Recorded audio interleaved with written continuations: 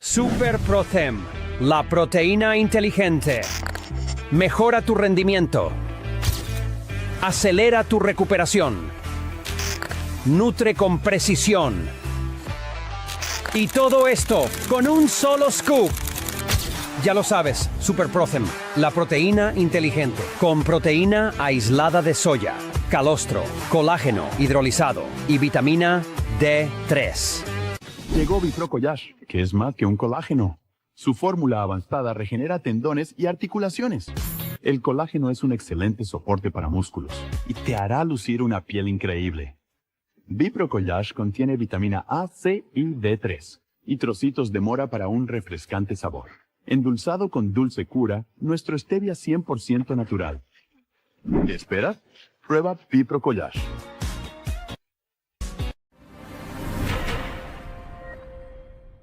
¿Tienes el hígado graso? Los excesos te están pasando factura, pero es hora de actuar. Sinara Plus, la solución ideal, con alcachofa, boldo, chancapiedra. Mejora la digestión. Baja los niveles de hígado graso en el cuerpo. Bienestar de forma natural. No más dolores musculares. Artrilife es la solución. No más rigidez al despertar. Artrilife es la solución. No más malestar después de entrenar. Artrilife es la solución. Artrilife alivia el dolor muscular, dolor de tendones, artritis, artrosis. Y en solo 5 minutos lo sientes en tu cuerpo. Disponible en crema y tabletas. Alivio inmediato para tu garganta. Propol Creme, con propóleo, miel de abeja, vitamina C, vinagre, jengibre y zinc. Suaviza la garganta seca. Protege de la tos y calma las irritaciones. Con solo 6 aspersiones al día, sentirás un alivio inmediato. ¿Venas marcadas, dolor y cansancio? ¿Piernas hinchadas al final del día? Varistop es tu solución natural. Con extracto de castaño de Indias, desinflama varices, alivia el dolor y mejora la circulación. Una tableta cada 8 horas y sentirás tus piernas como en las nubes. Luce piernas suaves, ligeras y sin molestias. Varistop, alivio que se nota.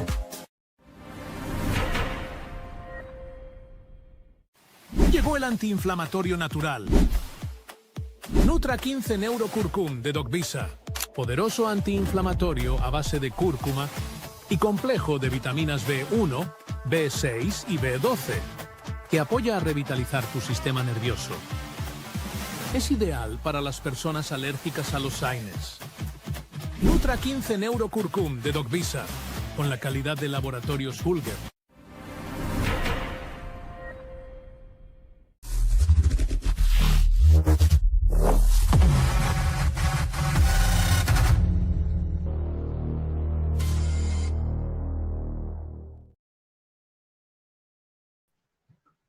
Saludos cordiales amigos, bienvenidos a su programa Políticamente Irreverente aquí en su casa Ecuvisión. Gracias al networking, gracias a quienes nos retransmiten. Hoy vamos a conversar el tema de las elecciones generales de Perú 2026, los candidatos, 35 candidatos, cómo afecta el tema de la polarización, el tema también de la geopolítica internacional, la guerra. Vamos a ver los aspectos de quiénes pueden ser los dos que van al balotaje. Lo único que sabemos es que sí va a haber segunda vuelta. Para esto me acompaña David Abello, licenciado en periodismo, experto en campañas electorales, analista político, más de 25 campañas electorales presentadas en Centro y Sudamérica y director de la consultora Runacol. Y está conmigo David. David, qué bueno, qué gusto verte. La última entrevista quedamos con algunas expectativas. Hoy ya ha caminado bastante agua bajo el puente. Bienvenido, gracias por estar con nosotros una vez más, David.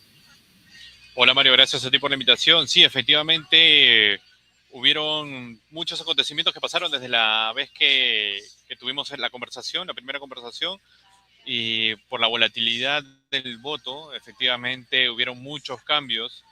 De los cuales resultó Roberto Sánchez probablemente el que va a pasar a segunda vuelta, Rafael López Aliaga, si bien es cierto, estaba primero, cuando conversamos estaba primero, hoy está que se disputa el segundo lugar y bueno, pasó de todo durante ese lapso de tiempo. Sí, David, quisiera un poquito retrotraerme al tema de nuestra última conversación y que justo hablábamos, teníamos los criterios, un contrapunto en el tema que defendías la institucionalidad en este tema de la relación, bueno, digamos los presidentes o ministros incluso, ¿no? El tema de la institucionalidad. Y yo te indicaba el tema de que alababa en Perú de que todo sinvergüenza, todo corrupto, la justicia no hay problema, ¿no? Enseguida actúa y si tiene que destituir presidentes o ministros, lo hace con total, ejerciendo el control ejecutivo y el control de la justicia, ¿no? Se dio la salida de Dina Boluarte y mira tú, hay un presidente interino, pero ya estamos en las elecciones, pero se sigue manteniendo, corrupción es corrupción, y ahí por más institucionalidad que tú quieras sostener, donde hay corrupción se deben limpiar estos focos que afectan al país. Ventajosamente Perú no tiene problemas en el sentido de inversión, diferente a nosotros, y se puede desarrollar, los problemas son otros, no lo sabemos, pero se puede desarrollar, hay un flujo económico, hay la inversión, hay desarrollo social, cosa que acá no lo hay. ¿Cómo le ves ese panorama, ese paneo de allá a acá y cómo están ahora para ya entrar en materia, David? Primero que la institucionalidad acá es muy precaria, es muy pobre. Imagínate, la cereza del pastel fue que las elecciones no se desarrollaron en un solo día, sino tuvieron que desarrollarse en 2 días. Esto debido a que no se instalaron las mesas de manera completa, ¿no? Al 100%. Hubieron 211 mesas que no se instalaron. Entonces, esa muestra, te lo menciono, ¿por qué, Mario? Porque eso te habla de la institucionalidad que hay en el país.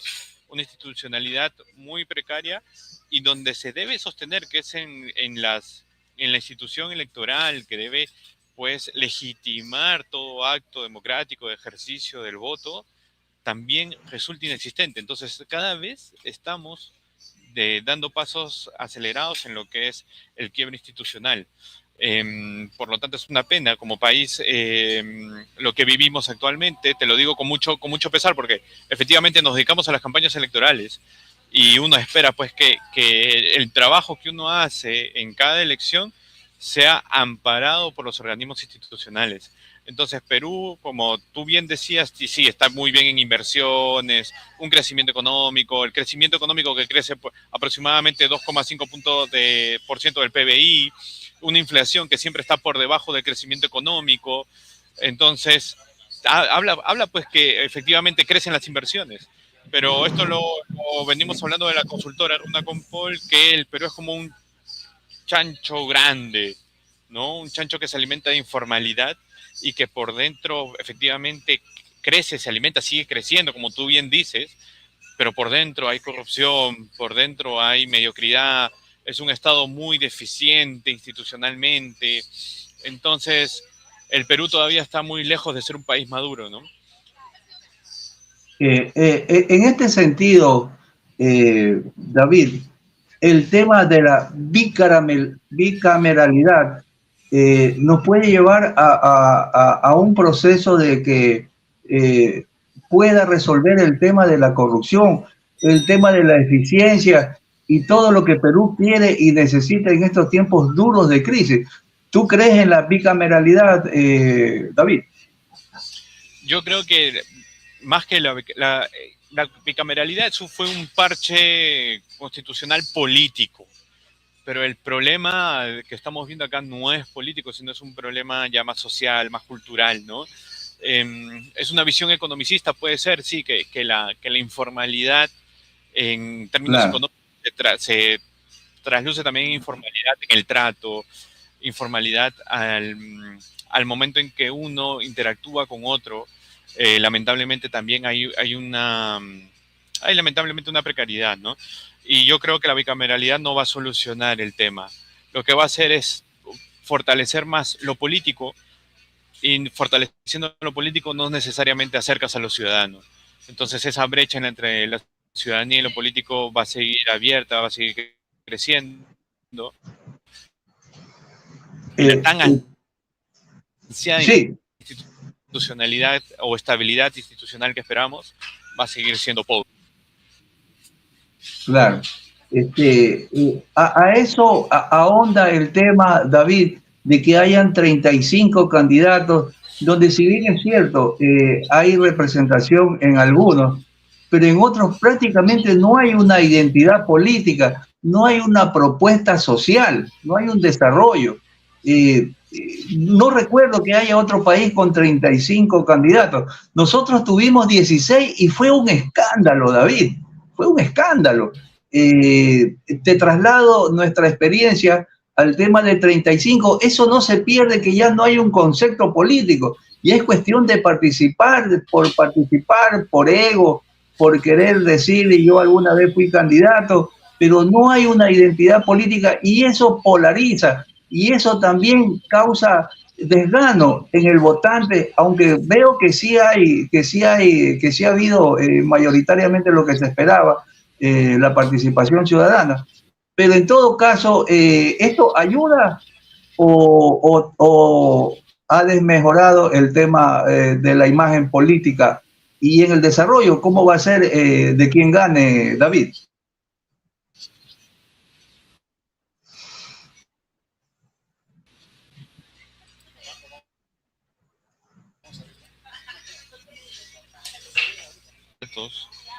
No sé si es un récord histórico, pero ninguno tiene una afiliación partidaria. Y mira el dato que te voy a dar. Del total de candidatos, solo el 10% tenía experiencia política anterior.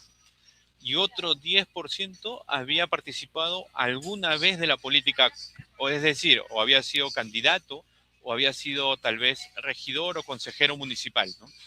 Entonces, obtenemos un 80% de candidatos que son efectivamente muy improvisados, son personas que tal vez no sabemos de dónde vengan, de cuál es su ideología, muy probablemente llenaron la ficha de afiliación y tuvieron que llenar los partidos tuvieron que llenar candidatos y efectivamente cogieron a esas personas que no tienen ninguna visión política del país. Entonces, es muy probable que tengamos un Senado improvisado, que tengamos una Cámara de Diputados improvisada. Es muy probable que ese daño de haber tantos partidos finalmente se concrete en malas políticas, se concrete efectivamente en bajos niveles de debate, una Cámara de Diputados muy friccionada, también muy dependiente de lo que pasa en la coyuntura, muy dependiente de lo que digan los medios de comunicación. Al final, por eso hablo de este alejamiento, porque la estabilidad institucional al final la forman las personas, y si las personas siguen alejadas, el resultado lamentablemente va a ser que el peruano, como tiene estabilidad económica y tiene para salir el fin de semana a comer su pollo a la brasa, a comer su ceviche, al final no le importa quién lo representa y más o menos cómo influye esa política dentro de su día a día. Por lo tanto, es muy lamentable lo que te estoy contando, Mario. Tal vez te lo hablo yo viviéndolo aquí desde el país, con todo esto que está pasando, ¿no? En donde hay actas, más de 1 millón de votos que están impugnados. Es decir, que probablemente tengamos el 100% de votos contados en mayo, a quincena de mayo. Y esto también refleja la debilidad institucional que tenemos, ¿no? Donde de todo se duda y de todos también se duda. Se duda desde el presidente del Jurado Nacional de Elecciones, desde el jefe de la Oficina Nacional de Procesos Electorales. Se duda también de si el voto finalmente que ejerció un ciudadano puede ser bien contado o no.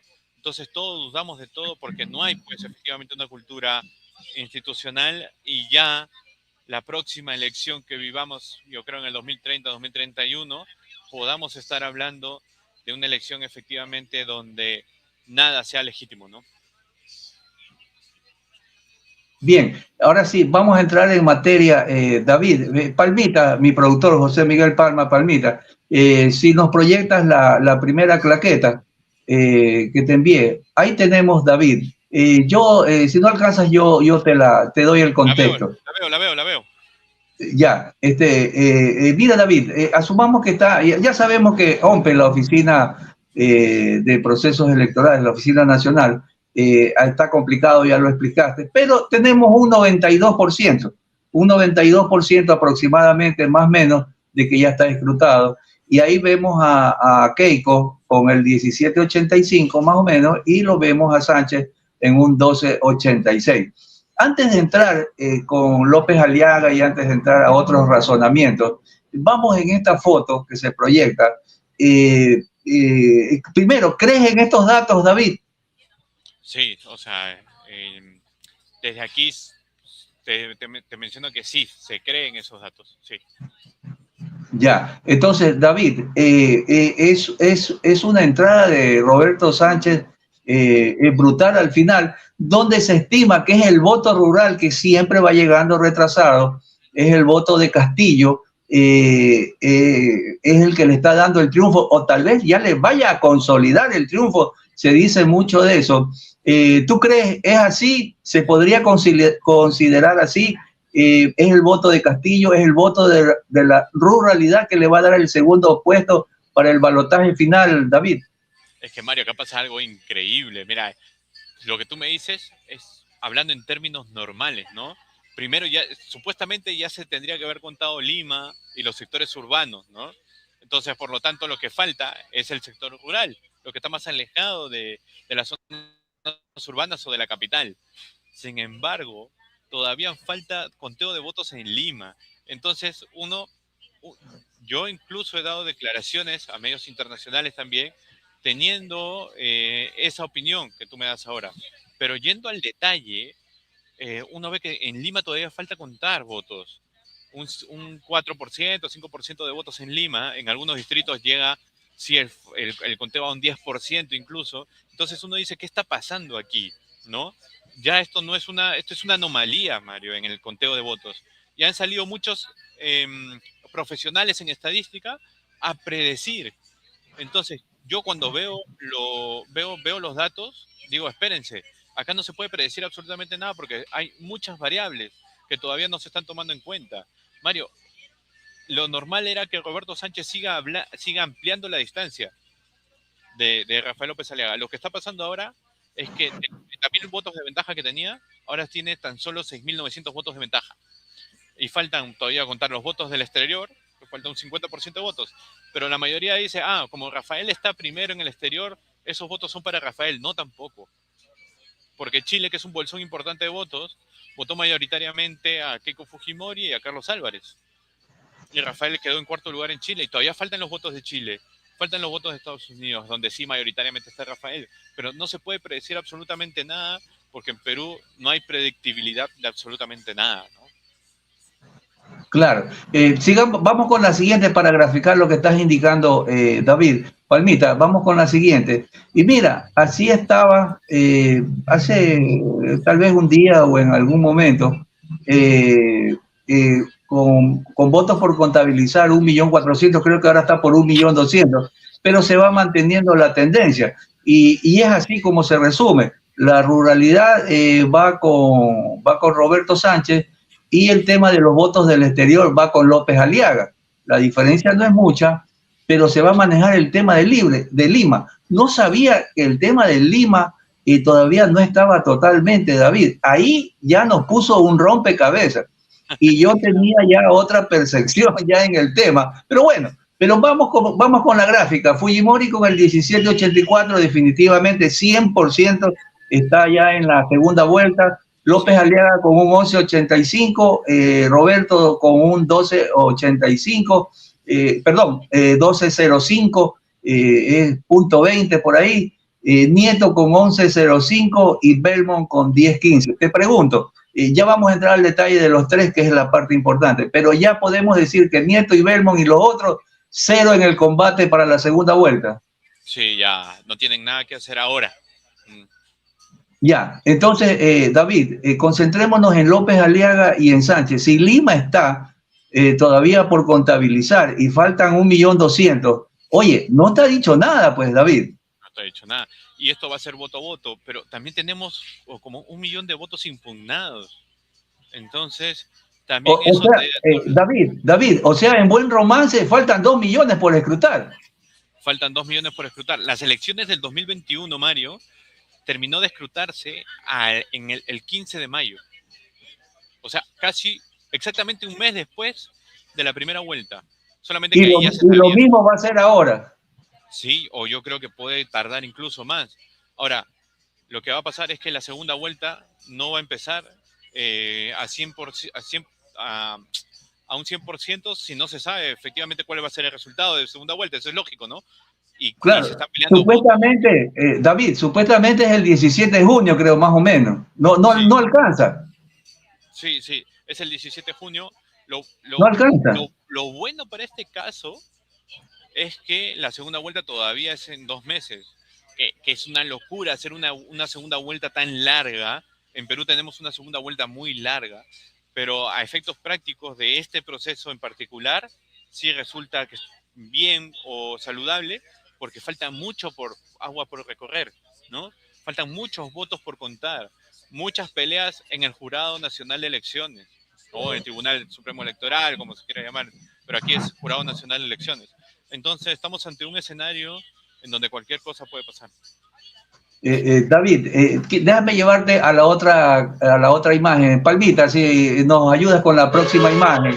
Ahí, a pesar de lo que estamos comentando, David, mira, en el tema de las probabilidades, ya los organismos y las personas expertas en estos temas ya se mandan como las grandes apuestas que hay en el fútbol que conocemos, pues, ¿no? Ya se mandan y nos dicen, ¿no?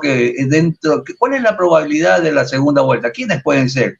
Fujimori, como ya hablamos, es el 100%, y Sánchez, mira, Sánchez tiene un 58, 60%, y López Aliaga tiene un 42, 40. O sea, la diferencia es marcada en el tema de la probabilidad de quién pueda pasar a segunda vuelta. ¿Estás de acuerdo? ¿Tú coincides con esto o prefieres ser más cauto, David?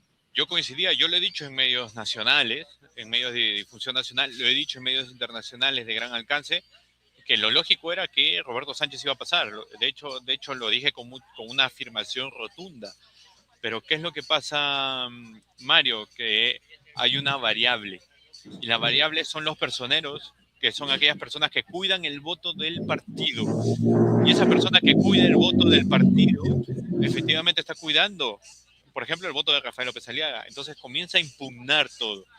Comienza a impugnar cualquier minucia que te permita dar un margen favorable a su partido. Entonces, entra esa variable. Y ya, yo mismo he mencionado que ya sería irresponsable predecir algo. ¿Por qué? Porque comenzaron a dar proyecciones estadísticas, distintos especialistas, y cada proyección estadística difería de una de la otra. ¿Por qué? Porque comenzó a arrasar Roberto Sánchez con una diferencia de 20.000, 30.000, 40.000. Entonces ya tú decías, ya va a pasar, ¿no? Hay un 60% de probabilidad de que Roberto Sánchez efectivamente pase a segunda vuelta. Pero ¿qué ha pasado ahora? Comenzó a reducirse más. Entonces hay una diferencia de 6.900 votos. Y cada hora que pasa en el conteo va reduciéndose 1.000 votos a favor de Rafael López Aliaga, ¿no? Se va reduciendo la brecha. Entonces hay una incertidumbre muy marcada.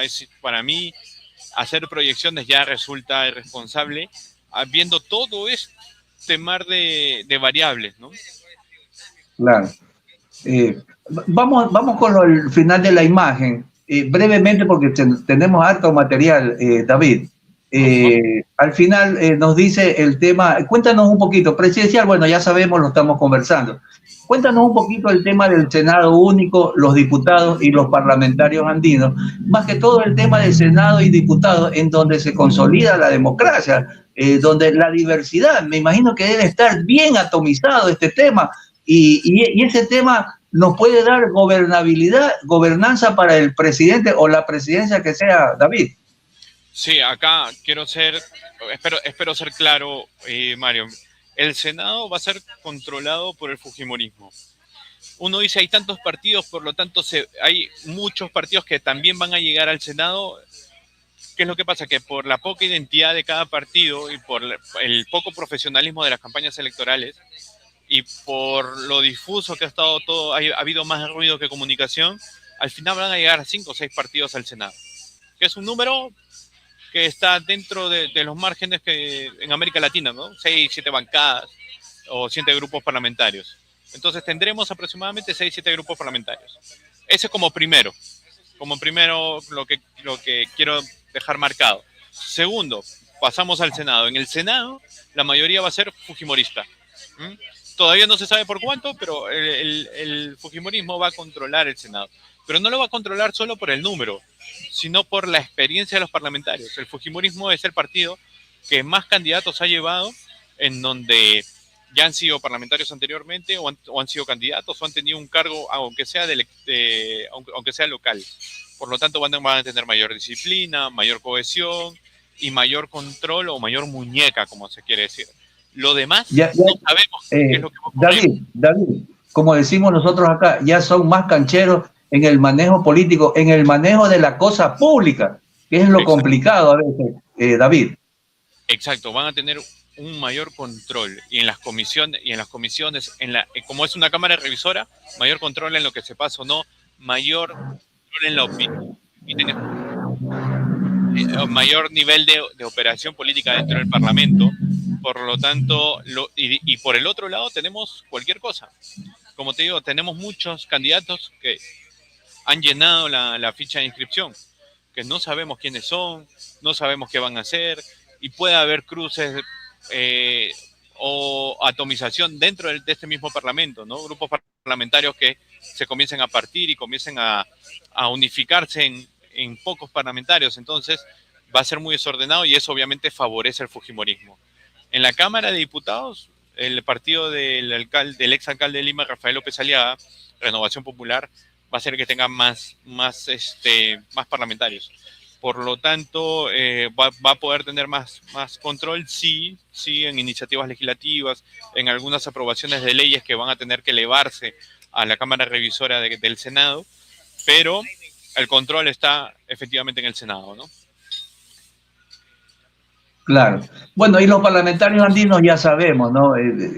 Hay este problema de Petro con Noboa también, que el tema andino se está manejando, se puede caer o que se quieren salir. Pero bueno, en todo caso ya es un tema que es para mí menos importante, porque tú sabes que eso es político y están ahí y no están.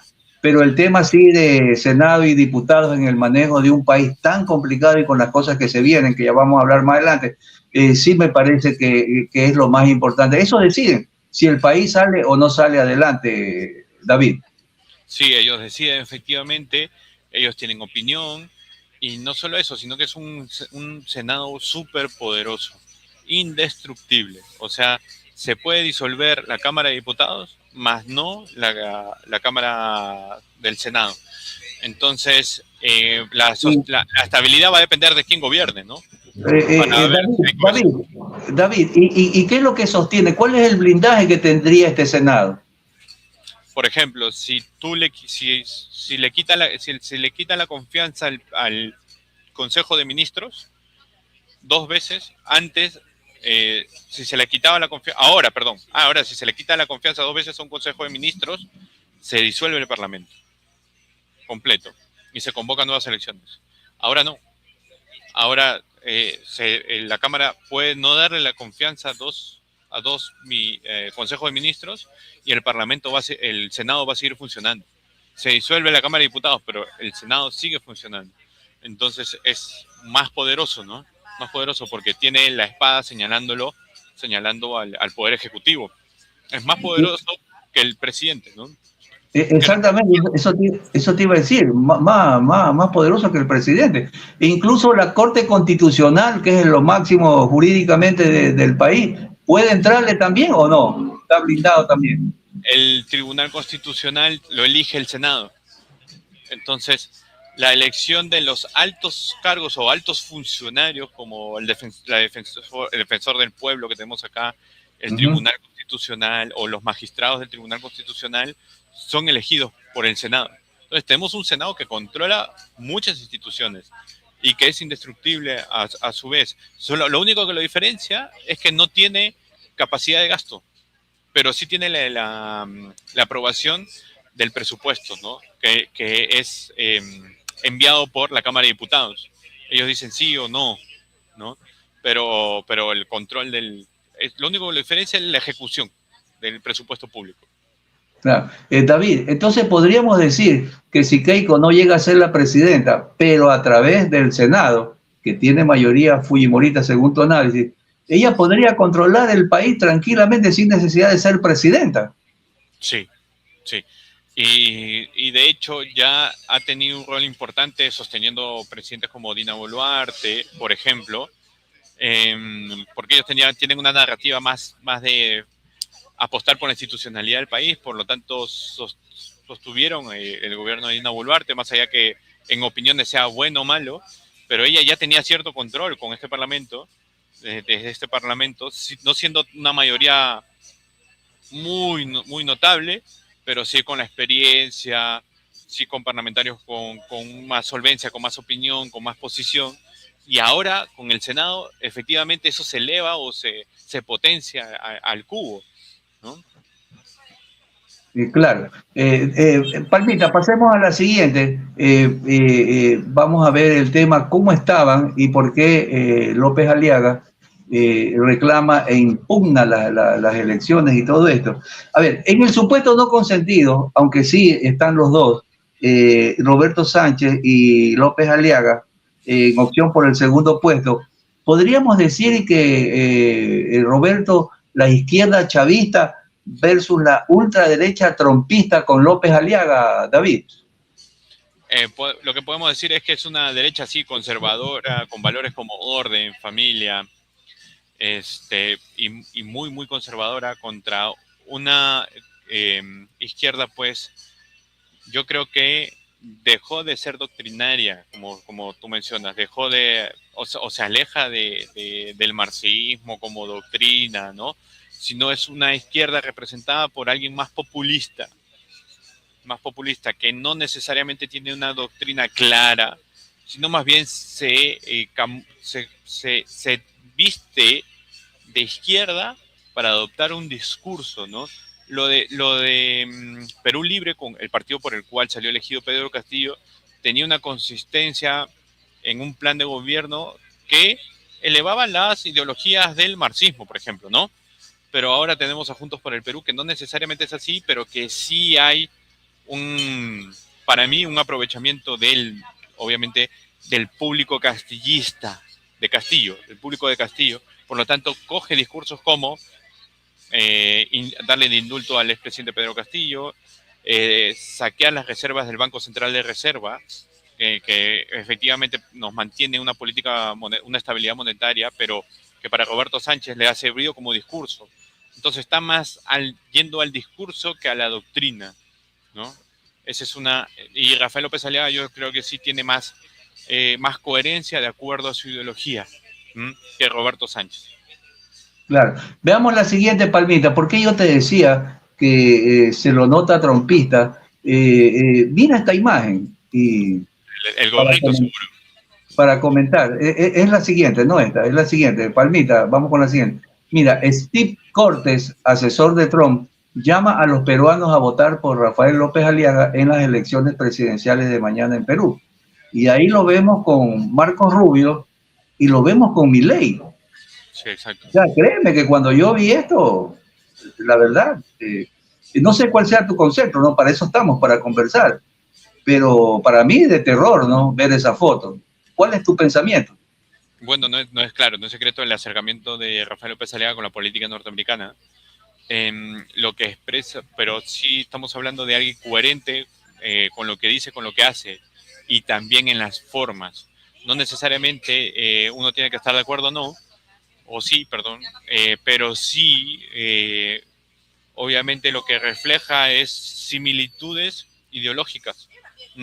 No tanto, Rafael López Aliaga no es tanto un Milei, como lo fue más Johannes Kaiser en Chile, por ejemplo, es más un José Antonio Kast, ¿Mm? Tiene ideas de libertad, pero ligadas a un conservadurismo valórico. ¿Mm? Por lo tanto, no se acerca a Milei, pero sí se acerca más a Kast, a José Antonio Kast. Pero ¿tú crees que el discurso, el análisis que tú estás dando, lo entienda el pueblo, el de a pie, o el informal, o el 60% que vivimos en la informalidad, o que vivimos en el día a día, y que no nos interesa la política, pero donde yo veo esa foto, difícilmente voy a poder hacer un análisis, sino que mi impacto es, oye, si te tomas una foto y lo sacas, y todos están con el pulgar arriba, por lo menos lo pensaría, ¿no? No creo que el ciudadano, entre tanto análisis, pueda ver que hay una diferencia, como tú dices, de Kast, o tal vez no sé si sea un Macri también que pueda ser, No. pero es difícil entender esa parte, David. Sí, lo que pasa es que Rafael López Aliaga tiene unas formas, no fondo, unas formas, sí, obviamente de ir, de hacer, de romper, de ser avasallante, de señalar al otro bando. Entonces, ahí él no necesita explicar qué es, sino transmitir qué es lo que es a través de adjetivos, a través de formas, a través, obviamente, de alguna foto, pero esto te dice prácticamente qué es López Aliaga ideológicamente, no solamente en el fondo, sino también en la forma, ¿no? Y una forma muy parecida, obviamente, en la forma, no en el fondo, pero sí acercándose a una derecha latinoamericana, ¿no? Claro. Salgamos, Palmita, de la foto, ya entramos después en un análisis de Rafael López Aliaga. A ver, López Aliaga grita prácticamente, está molesto por el tema de que eso para él considera que es un fraude descarado el que hay, ¿no? Pero las autoridades peruanas y los organismos internacionales avalan estas elecciones y dicen que están normales, que no hay fraude y que por lo tanto todo es normal. Pero López, como tú lo indicaste al inicio, indica que para él hay fraude y que ciertos aspectos no son legales. No sé si él va a pedir voto a voto, va a pedir que se abran urnas, o va a cuestionar definitivamente. Le escuché a Keiko que ella también hablaba y que decía que no había nada y que más bien criticaba que se trate de empañar estas elecciones para hacerle daño al Perú. ¿Cuál es tu opinión, David? Como opinión de la marca decimos que no hay fraude. No hay fraude porque fraude es una acción sistemática, intencional, demostrada, ¿no? Pero no, lo que vemos es una ineficiencia, mediocridad, como se quiera llamar, de la Oficina Nacional de Procesos Electorales. Ahora, Rafael obviamente tiene un estilo y fiel a su estilo, también está gritando fraude, pero también por algo específico, porque no sabe si va a pasar a una segunda vuelta o no. No es un discurso político de llamado, obviamente, a que los personeros sigan haciendo su trabajo de manera muy, muy minuciosa. Tenemos ya 1 millón de votos que han sido impugnados. Entonces, esto del fraude ya lo hemos visto, ¿no? En la elección de Trump, cuando perdió el expresidente Donald Trump, también habló de fraude, impulsó obviamente, a su masa más fiel a que tome el Congreso. Hubieron disturbios dentro del Congreso norteamericano. También lo vimos en Bolsonaro. Y ahora lo estamos viendo con Rafael López Aliaga, ¿no? Primero lo vimos con Keiko Fujimori en la elección pasada, diciendo que Pedro Castillo le había ganado con fraude. Entonces, claro, ahora manteniendo una línea ideológica, no sorprende que Rafael López Aliaga aliente a sus masas o a sus fieles o a los más cercanos a él a que también digan fraude, ¿no? Entonces, es una narrativa muy peligrosa en las democracias. Personalmente no estoy a favor de esas narrativas. Yo creo que nos hace daño porque nos hace dudar de absolutamente todo. Yo creo que hay que siempre ser responsable porque en un país con poca institucionalidad uno tiene que ser mucho más cuidadoso aún, no solamente pensar en el elector y pensar en la política o en la campaña misma, sino también pensar en el país. Claro, siempre el tercero o el segundo en discordia siempre se coge del fraude para presionar, ¿no? Para presionar y bueno, y ver si de pronto detecta algo en ese momento, demostrar las pruebas, ¿no? Ya sabemos que gritan fraude, pero no hay pruebas, lo hemos pasado nosotros acá también en nuestra política ecuatoriana. Fraude, fraude, pero nadie enseña las pruebas. Y eso es lo que los organismos internacionales y los organismos de Perú avalan este proceso. ¿Estás de acuerdo en eso, David? Ahí voy a hacer una precisión. No hay fraude, pero ¿qué es lo que hay? Hay una poca legitimidad de la elección. Eso sí. Hay una diferencia ahí. Explícame la diferencia porque ahí me perdí. Ya, voy a hacer la diferencia porque sé que no se me puede tal vez entender. El fraude es una acción intencional para hacerle daño a alguien para que no salga electo. La poca legitimidad es referida a que los entes que tienen que cuidar la democracia no cuidaron efectivamente el voto del ciudadano. Por lo tanto, son unas elecciones no ilegítimas, pero con muy poca legitimidad, ¿no? Que mesas se hayan abierto tarde, que el 30% de las mesas se hayan abierto tarde, que 211 mesas no se hayan abierto nunca y la gente tuvo que ir a votar el lunes, ya te habla de un proceso que tiene muy poca legitimidad. Que se tiene que seguir adelante con lo que tenemos, sí, pero tiene muy poca legitimidad. Ahora, Keiko pasó primera de lejos, entonces, como ella pasó en primer lugar de lejos, no hay pues ninguna duda de que ella es la que quedó primera y que debe pasar a segunda vuelta. Pero hay mucha duda en el segundo lugar, pues. David, está claro la diferencia entre fraude y poca legitimidad. Esa no me la sabía, David.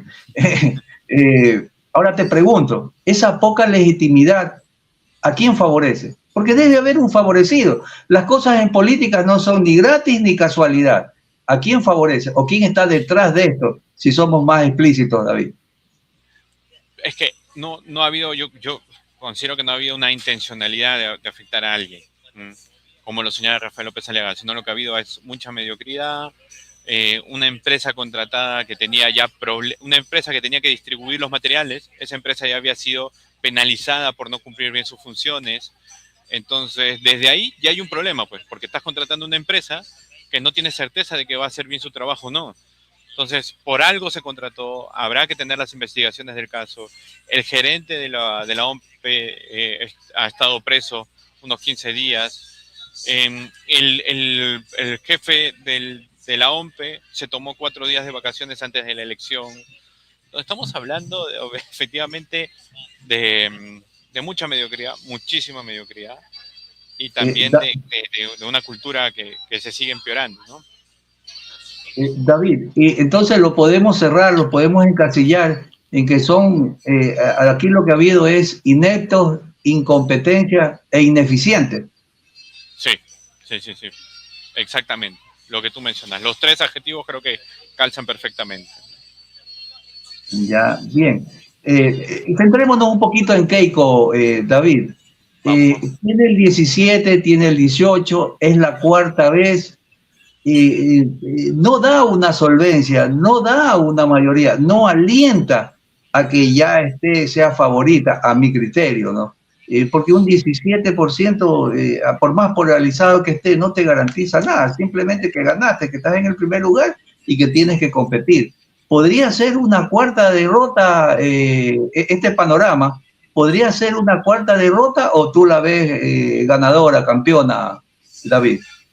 Yo creo que por primera vez en la historia, vamos a tener, por primera vez vamos a tener una elección en 30 años que no sea fujimorismo versus antifujimorismo. Y eso le da más posibilidades a Keiko de ser presidenta. Yo creo que es la primera vez que Keiko tiene más probabilidades de poder llegar a ganar la elección, porque la polarización va a ir por otro lado. Para mí, si pasa Roberto Sánchez, ella lo va a polarizar izquierda-derecha. Para mí, esta es una opinión personal, el antivoto va a disminuir ya que la gente que dudó y apostó por un gobierno de izquierda anteriormente no lo va a hacer ahora. Y la gente que desconfió de ella va a tener que mirar y darse cuenta que tal vez puede ser una opción. Por lo tanto, él nunca votaría por ella, que es el antivoto, va a pasar a tal vez no vote por ella o probablemente no vote por ella, que esa es una gran diferencia porque te va a llevar a que no vote por el otro, sino que tal vez lo vote en blanco o vote por Keiko Fujimori tapándose la nariz. Entonces, ¿tiene más probabilidades de salir electa? Sí. Si pasa Rafael López Aliaga a segunda vuelta, ella tiene un espectro mucho más grande que Rafael López Aliaga, que está más tirado a la derecha, que tiene un discurso un poco más cerrado. Ella entraría a una segunda vuelta con más chances, pero como sabemos, ya en la segunda vuelta ya es otra campaña, ¿no? O podemos ver incluso a Rafael tratando de acercarse a una mayor cantidad de población, ¿no? Eso ya es otra campaña. Una pregunta. En el caso de entrar Keiko con Roberto, López Aliaga, la gente de López Aliaga, los votantes que podrían incidir en el triunfo final, ¿con quién crees que se fueran? ¿Con Roberto o con Keiko? Indudablemente con Keiko Fujimori, indudablemente. 100%. El 100% del electorado de Rafael. Ya, ahora te pongo al revés, David. Si fuera López Aliaga, los votantes de Roberto, ¿con quiénes se fueran? Ahí hay una duda. Yo creo que el votante rural puede optar tal vez por Rafael, el votante más extremo. O sea, el que tiene una ideología muy extrema, muy de ir, queremos el cambio, queremos romper todo, sí podría irse con Rafael. Una parte votaría en blanco, ¿no? Pero hablamos del voto extremo de Roberto Sánchez. El voto más blando de Roberto Sánchez sí genera un poco más de incertidumbre, ¿no? Podríamos estar hablando que el voto blando de esta izquierda podría irse incluso en algunos sectores más urbanos por Keiko Fujimori, ¿no? David, ya en la final, en la segunda vuelta, tú sabes que es guerra, ¿no? Es con todo, ¿no? ¿Y qué tal le favorecería el tema del padre Fujimori, del linaje, de la dinastía Fujimori? ¿Podría incidir cuando le saquen algunas cosas, etcétera? ¿Podría incidir ya, a pesar de tanto tiempo, podría incidir en esa votación o ya eso ya se curó, ya se borró, es el tema actual? Vivimos en un mundo globalizado y mediático, ya casi no le paramos bolas a las cosas pasadas. Pero te pregunto porque podría tener tal vez alguna incidencia y eso tal vez al final no ha permitido que consolide en segundas vueltas el triunfo Keiko, David. Hay una herida muy grande en los peruanos que es obviamente que una de ellas es el terrorismo, otra herida abierta es el Fujimorismo y las elecciones se han jugado Fujimorismo anti-Fujimorismo. Yo creo que ya no lo va a hacer. Ya no hay no necesariamente hemos volteado la página, pero la polarización va a ir por otro lado. Permíteme hablar un poquito de Ecuador con mucho respeto, porque sé que es tu país. Es como la herida grande que dejó la polarización de Rafael Correa, que en las últimas elecciones se han estado jugando entre correísmo y anticorreísmo, pese a haber tantos problemas como el tema de inseguridad ciudadana en el Ecuador. Eso en nosotros lo hemos venido arrastrando. Hemos venido arrastrando un Fujimorismo versus antifujimorismo que no nos ha llevado absolutamente a nada y no nos ha llevado a mirar las cosas que realmente importan como país.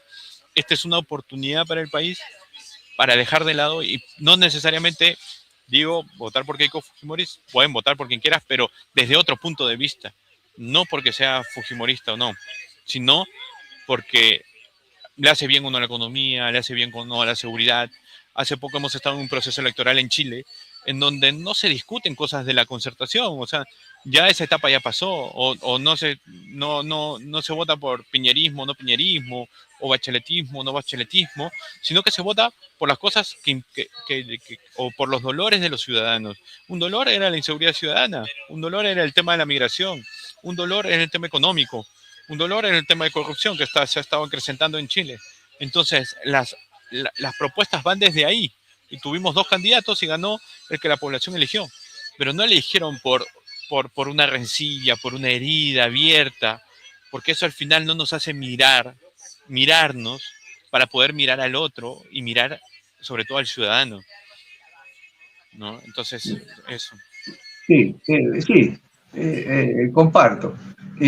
Pasemos, y ya se nos va el tiempo en esta recta final, David. Hablemos del tema de Trump y de Estados Unidos. Trump amenaza con aranceles y deportaciones masivas. ¿Tú crees que podría ser Perú castigado si gana la izquierda de Sánchez? A ver, Perú para Estados Unidos es un país donde va a ejercer mucha presión. Va a ejercer mucha presión porque quiere retomar, Estados Unidos quiere retomar su política que tenía en América Latina, que mucho tiempo la ha dejado pasar. Por ejemplo, el tema de Venezuela no fue necesariamente el petróleo. El tema de Venezuela es para poner un pie geopolítico en la región. Va por ese lado. ¿Cómo lo está haciendo con Argentina? Al decirle a Argentina que no permite empresas chinas en su país. Lo mismo va a pasar con José Antonio Kast. Entonces, ¿va a poner los focos en Perú? Sí. ¿El Estado peruano está para decirle no a Estados Unidos? No. Ni Roberto Sánchez como presidente, ni ningún extremismo campañero que termine en el gobierno va a poder decirle a Estados Unidos que no. Y Perú va a negociar con Estados Unidos, pero también va a negociar con los chinos. Esa es la verdad. Porque tú levantas una piedra acá y hay una empresa china detrás, en una obra de construcción. Bueno, lo más evidente, obviamente, es el megapuerto de Chancay. Pero los norteamericanos quieren construir otro megapuerto también, por ejemplo, en la ciudad de Corillo, en Arequipa. Entonces, ya tenemos una base de la NASA aquí en Perú. Entonces, por lo tanto, yo creo que se va a sentar a conversar el gobierno peruano con los norteamericanos. Sí, porque no tiene la fuerza para decir que no, yo voy a conversar con los rusos y los chinos nada más. No lo va a hacer. Claro, ese es un efecto multipolar que le permitió a Petro salir de este enredo. Pero eso ya será motivo de otra entrevista que es muy interesante, David. Pero esto me lleva a una pregunta. El próximo presidente o presidenta tendrá que elegir y qué bando coger, o si defender la soberanía o sucumbir ante el chantaje de Trump, David. Yo creo que no, yo creo que Perú tiene una cultura diplomática muy abierta, una cultura diplomática que le hace conversar con muchos países, y efectivamente aquí los norteamericanos no van a tener ningún problema, ningún inconveniente, pero tampoco los chinos.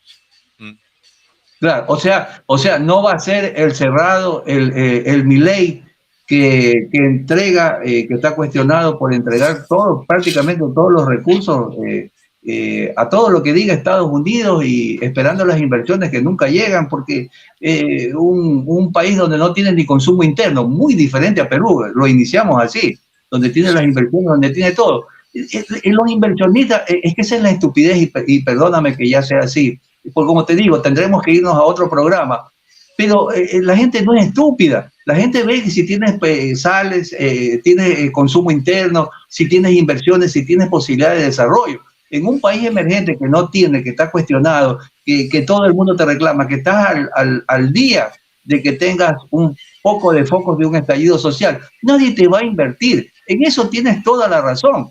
Ya en un mundo globalizado, multipolar, Perú se ha sabido manejar. Y yo sí creo que si tiene que conversar con todos, a todos le tendrá que dar un pedazo, pero no se va a casar totalmente con Estados Unidos, porque sería ahí lo que le está pasando a Milei en Argentina. ¿Coincides en ese análisis, David? Lo que yo menciono es que efectivamente por más que se diga en el discurso, en el Perú hay tanta informalidad y hay tanto espacio para todo, y los chinos ya han entrado por varios lugares que va a ser imposible. O sea, puede ser en el discurso, sí entran los norteamericanos, pero en la práctica va a seguir pasando lo mismo, ¿no? ¿Y cómo mueves un megapuerto? ¿Cómo le dices que no a un megapuerto? No, ya es imposible. Y hay muchas inversiones que ya están, desde edificios, extracciones de minerales, y en muchas industrias que los chinos ya están ingresando al país, ya ingresaron y están y estarán. falta que los norteamericanos se pongan las pilas, como decimos aquí en Perú, y que también pongan sus inversiones aquí, ¿no? Claro. Ahora, este impacto brutal de la guerra Estados Unidos, Israel, Irán, tiene su afectación y lo vamos a ver de aquí a 3-6 meses, ¿no? Y seguiremos conversando, David, y veremos qué pasa, ¿no? Cómo fue nuestro análisis. Pero esto, ¿tú crees que va a afectar la economía de Perú? ¿Habrá una inflación y crisis? ¿Qué es lo que se presume, David? Por eso te he entrado a los otros temas, te he ido entrando suavecito para llegar a este de aquí, donde ya se presume que Perú va a tener inflación y crisis. ¿Que la vamos a saber manejar por todo lo que hemos comentado? Yo creo que sí, pero tú eres el experto. ¿Qué opinas? Acá ya vivimos la crisis de la burbuja financiera en el año 2008 y Perú no fue muy afectado por la alta informalidad que hay en el país. Hay tanta informalidad que se maneja un mercado interno donde se maneja mucha economía en un mercado muy informal que no llega a afectarnos, ¿no? O sea, ser informal tiene muchos contras, pero si tiene algo a favor es esto pequeño. Y si hay una recesión, como ya lo advirtió el Fondo Monetario Internacional, que si continúa la guerra o elevándose los niveles de la guerra, va a haber efectivamente una recesión global. Yo creo que Perú no va a ser tan afectado, o va a ser el menos afectado en la región. Claro. Palmita, si me ayudas poniendo la última claqueta, quería darte esta sorpresa. Has sido invitado, David, has sido invitado a la Universidad Abierta Internacional de Buenos Aires para este conversatorio, que van a hablar de las elecciones de Perú y de Hungría. Interesante. Organizado por la Universidad Pompeu Fabra de Barcelona y el Consejo Nacional de Investigaciones Científicas y Técnicas de la Argentina, CONICET. Te felicito, David, bien por ti, y cuéntanos un poquito brevemente porque se me queda una pregunta y se me va el tiempo. Bueno, han sido dos elecciones muy convulsionadas ambas, así que es bueno desde nosotros como consultora de Runa Compol llevar nuestras experiencias de esta elección que la hemos vivido de manera muy cerca para aportar a la academia y que la academia con los elementos que tienen y los conceptos que tienen puedan validar o no cosas o tal vez tomar algo en cuenta del granito de arena que podemos aportar como consultora, que está ejerciendo en la práctica elección tras elección y probando también conceptos que nos da la academia, ¿no? Entonces, yo creo que son espacios muy interesantes en donde la práctica y la academia convergen, ¿no? Eso. Qué bien, David. Bueno, te felicito sinceramente. Ya conversaremos posteriormente cómo te fue, qué fue la experiencia de Hungría. La pregunta final, David, si llegar yo no he estado en Hungría, pero hay una especialista internacional. Pero tienes el conocimiento y vas a escuchar a los exponentes, ¿no? Y es interesante que también la conversemos acá, ¿no? David, en el supuesto no consentido que pasen Roberto y Keiko, Keiko y Roberto, ¿cuál crees que sea el ganador? Ahorita, quemándote, a ver, analizando. ¿Y cuál crees que sea el ganador en esta segunda vuelta? Sí, entre Keiko Fujimori y Roberto Sánchez, más probable que gane Keiko Fujimori. Así de directos. Sí, creo que sí, tiene menos antivotos, sí. Yo creo que hay... bueno, con tu voto tal vez, David. No necesariamente, porque ese día los días de las elecciones muchas veces no voto, pero vamos a ver. David, ¿te arriesgas a un porcentaje, un 60-40? No. Porcentaje no me arriesgo, yo creo que va a ser apretado igual, muy apretado. Va a ser apretado. Bien, amigos, estuvo con nosotros David Abello, consultor político internacional, analista político, director de Runa Compol.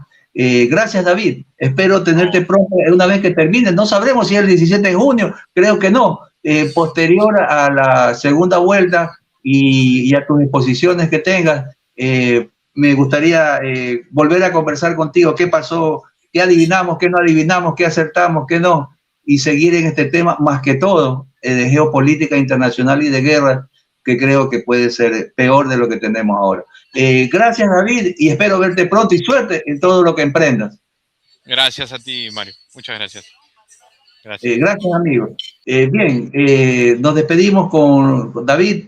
Ya sabes, somos políticamente irreverentes aquí en nuestra casa de Cubivisión, gracias a quienes siempre lo comparten, Winner TV Digital, Palmita TV y la matriz de este networking que es políticamente irreverente. Mañana estaremos en directo en una cobertura de Ecovisión la premiación del fuerabordismo desde el municipio. Así que sigue con nosotros, engánchate, ya sabes, comenta, comparte, dale like. Esperamos tener del ex ministro de El Salvador, de Bukele, esperamos ya concretar esta próxima semana, que sería interesante, más todo el acontecer y la coyuntura política nacional. Gracias por estar siempre con nosotros. Su anfitrión Mario Quintana les agradece y nos vemos mañana. No te olvides con la premiación del fuerabordismo aquí por Ecuvisión y con ustedes la próxima semana con más invitados y más noticias. ¿Tienes gases? ¿Inflamación abdominal? ¿Y digestión lenta? Toma Cargón Plus de Laboratorios Julier. Un medicamento 100% natural compuesto por carbón vegetal activado, ideal para absorber gases, toxinas y aliviar la hinchazón rápidamente. Toma 1 o 2 comprimidos después de cada comida luego de 2 horas y recupera tu ligereza digestiva. Cargón Plus de Laboratorios Julier. Absorbe lo malo, déjalo bueno.